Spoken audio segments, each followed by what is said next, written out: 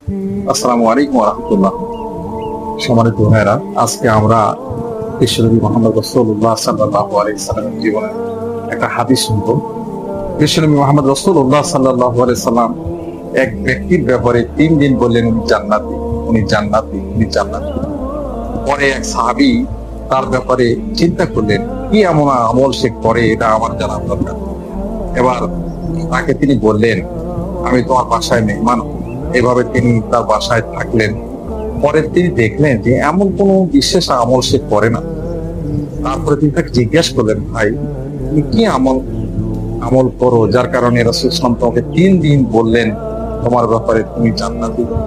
তখন তিনি বললেন, ভাই আমি বিশেষ তেমন কোনো আমল করি না, তবে আমি ঘুমানোর সময় এই পৃথিবীর সবাইকে যার সঙ্গে আমি চলাফেরা করছি সবাইকে আমি মাফ করে দিই, সবাইকে আমি মাফ করে দিই। আল্লাহ পাকের কাছে এটা খুব পছন্দের জিনিস। সেই জন্য আমরা আমাদের জীবনের আশেপাশে যারা আছে সবাইকে আমরা মাফ করে দিই, তাহলে দেখা গেল তারাও আমাদেরকে মাফ করে দিবে। এই আমলটা করা আমরা চেষ্টা করি। আল্লাহ আমাদের তৌফিক দিন। আমিন।